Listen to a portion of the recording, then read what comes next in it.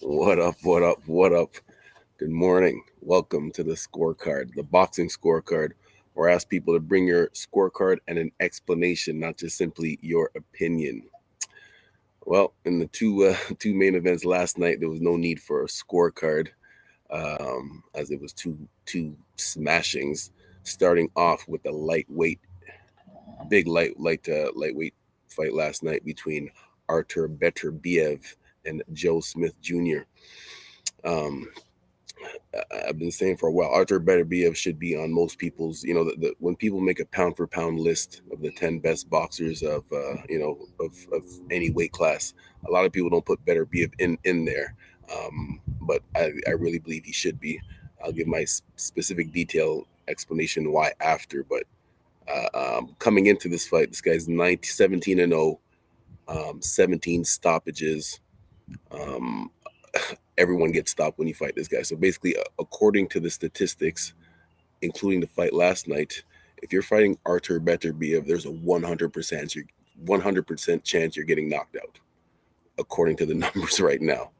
So you got to think about that when you're in training camp. But Joe Smith Jr. was a very good boxer himself. Joe Smith Jr. came into this fight 28 wins, only 4 losses, with 22 knockouts. And he's had some good wins. He knocked out Eliter Alvarez, not Canelo Alvarez, but Eliter Alvarez. He beat Jesse Hart. He went 12 rounds with Dimitri Bivol, the guy that beat Canelo a couple weeks ago. So he's a good competitor. His claim to fame was beating Bernard Hopkins um, a while ago. Bernard Hopkins was a little bit older too, but he still did it. So last night was, and the way he fights, not exactly, he's a good boxer, but he's a very hard puncher. So that's why last night a lot of people were predicting for it to be like a fight of the year between these two hard punchers. Beterbiev just showed though, his strength is just on a different level, and the thing about him, a lot of people think that all he is just simply just a hard puncher, but it's not just simply that. His fundamentals are so sound, and that's all he goes to. That it seems like it's that simple. The best example I give, if you guys watch basketball, one of the great power forwards of all time, Tim Duncan.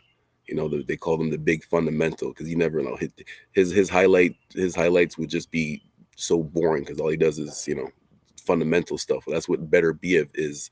He's not trying to catch and slip. Well, he does catch and slip, but he doesn't do anything flashy. Just simply keeps his hands up. And as I explain to the boxers I train all the time, you want to master the fundamentals before you start to do the flashy stuff. A lot of people try to skip that and just try to get to the Floyd defense because he makes it look so easy and he's flashy with it. But master the fundamentals. Master the fundamentals. Beterbiev definitely has done that. He's a two-time Olympian. Had some big wins. Obviously, if you're a two-time Olympian coming out of Russia, you've had some good competition, and that's all he's kept that through the professional ranks. The reason why as I explained last week, he slipped through the ranks because he's kind of quiet. He's not on social media a lot. He doesn't really do nothing. He doesn't, he's not out partying and doing nothing like that. He just stays in the gym. Um, yeah, all he does is the fundamentals, but he does them so perfect. It might seem like it's boring, but it's just perfect fundamentals. Um, my prediction for this fight was a stoppage in the 10th round. I predict, so I was right with my prediction of how the fight would end, but wrong in what round it would end.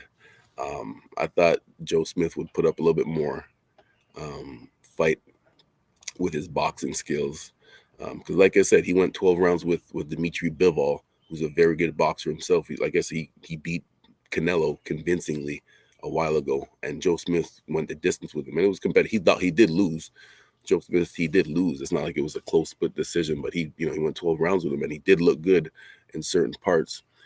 So I thought he would have the boxing skills to at least keep Beterbiev off of him for most of the fight.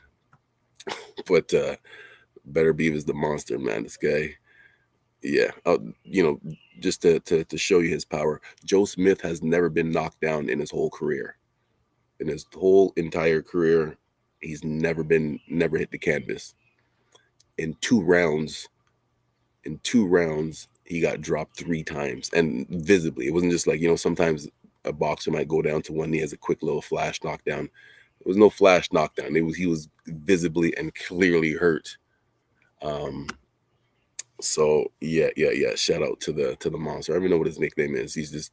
That's a lot of people try to claim the nickname as the monster, but Beterbiev doesn't.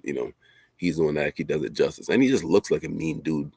Like, look at him. He don't even, doesn't even bother getting a haircut for his fight. Just show up, beat somebody up, collect his check, and back to the gym on Monday. What is next? What is next for Beterbiev? So Anthony Yardy, who's from Yard, from Jamaica, but lives in England now, um, is supposed to be next in October. Um, even though my heart is with the Jamaican, my brain is with Beterbiev, because I really don't see anybody stopping this guy. There's a reason why Canelo fought Bivol. Again, not to put Bivol down, but Bivol is probably the second best guy in at the light heavyweight division. Beterbiev is clearly I shouldn't say clearly the first, because now with this fight, what it's going to set up, they were talking about Anthony Yardy. I was just mentioning Anthony Yardy from England. They were talking about him fighting Beterbiev next in October. Um, but the next big one, and that'll be a big fight too. I shouldn't say that. I'm not trying to put down Yardy, but the next big one would be Dimitri Bivol versus Beterbiev, the classic boxer puncher, but more of a boxer against the boxer crusher in Beterbiev. So that one should be interesting. So any comments or questions? No comments or questions right now. Let's move on. Um, Actually, run this back one more time, because one thing I want to touch on is how what the things that someone would try to do to try to get to Beterbiev. All right, because again, there's no no one has successfully done it so far. What you want to what I if I had a boxer facing this monster, what I would try to do is you have to stay on your toes the whole time. You can sit down for a long straight 1-2, but there's no standing and exchanging with this guy. Your jab has to be an FU jab. I always mention mixing up the tempo of your jab between like making it a speed jab or an FU jab where you're trying to push through the target. It has to be a combination of both of those. You can't throw your punches at the same speed, because what Beterbiev will do is time you with his hands up. Again, not timing you with his hands down, making it obvious that he's just trying to slip and come in. He's just gonna keep his hands up, and just walk you down, seek and destroy style. So what you have to do is mix up your tempo, add some fakes in there, especially because he's trying to counterpunch. So add some fakes to see what he's trying to throw, and then counterpunch that. Um, of course, it's easier said than done, but that's what training is for. That's what boxers are in the gym for. Hopefully, you need a good coach to teach you these fundamentals, and then and that's the other thing too, because it's one thing to work on them. It's one thing to work on things in the gym, and another thing to actually do it against the best competition in the world. Like I'm sure Joe Smith had a good training camp. He knew about this fight for months, so it wasn't like a couple weeks notice. He just took the fight on a couple weeks notice. He prepared for months for this, um, and that was still the result.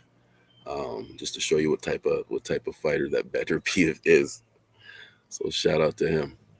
All right. We will move on to the co-main event, between Robeisy Ramirez and Abraham Supernova. Uh, this was at the we still got the reels coming off from the Beterbiev fight. Actually, I'll keep talking about this fight until we get the pictures up for the other one. But just to show you, and these pics right here, the reason, like, not all these pics are from the fight. There wasn't, for some reason, on Google they didn't have a lot of pics from the fight, but This is just to show you the power that Beterbiev has and all of his punches. These are from all of his opponents. Again, none of which have gone the distance. But just to show you, again, he's not doing nothing flashy, keeping his hands up. Of course, he collects his belts at the end. Uh, on the left there, you see Russ Amber, one of the best cut men in the game, and he owns Rival Boxing Gear too, Canadian brand. So support that. So that was the main event, the light heavyweight in the light heavyweight division. Next up, we got Robeisy Ramirez versus Abraham Supernova. Two little guys, 125-pound division. Um, Robeisy Ramirez is a very interesting guy. This guy right here, from Cuba, two-time Olympian. This is the guy. This is the last person to defeat Shakur Stevenson, someone who I highly regard as one of the top boxers in the sport. Um, this guy Robeisy Ramirez, he started his pro career after Shakur did, so that's why Shakur has a little bit of a head start on him. But this guy, he's looked good. Now he did have a little bit of a hiccup in his first match, and we'll talk about that after. Here's his opponent, Abraham Supernova. Very good boxer. He claims he dyes his beard blonde because he says that it helps him take punches better.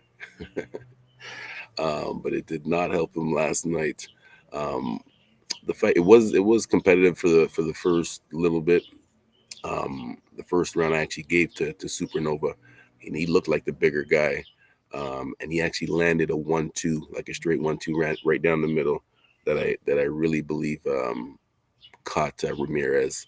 But then after that, Ramirez just slowly took over the ring generalship, with his accurate counter punching, and just I talked before in the previous fight about Beterbiev and his fundamentals.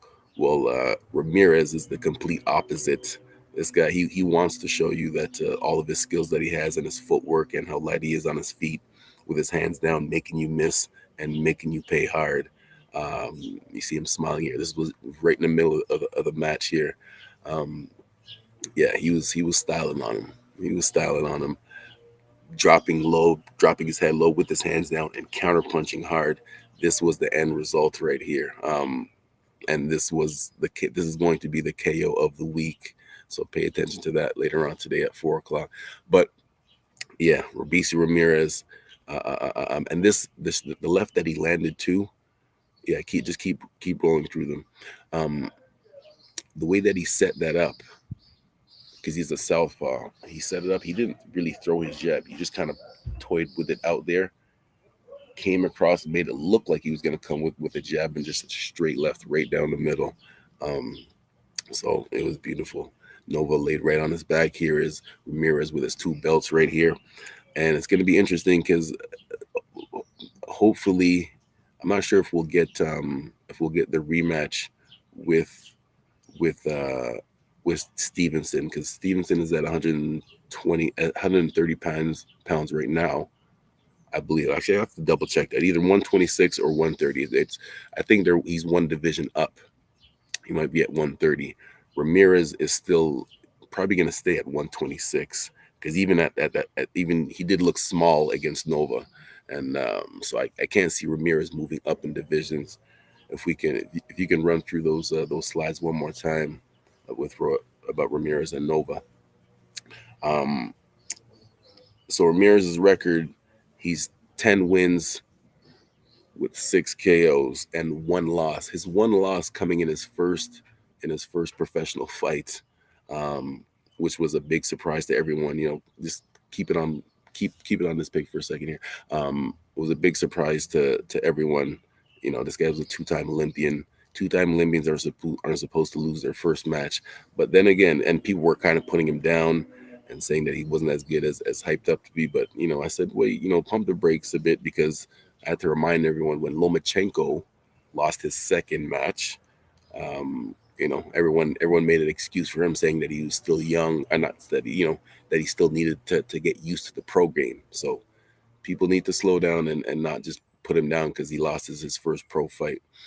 And because with the Lomachenko thing, people will say, well, the guy, it was for a championship. Well, no, it was, homeboy had 10 losses and was in his late 30s. and retired after that fight. So he didn't fight anybody that was like a young champion. The guy that Lomachenko lost to in his second fight had 10 losses and was in his late 30s. So, everyone gives Lomachenko a pass for that. So, you got to keep that same energy and give Ramirez a pass for losing his first pro fight when he shouldn't have. Because ever since then, all of his matches, they either end in a knockout or a unanimous decision. And and he fights, and he's actually adapted to the professional style.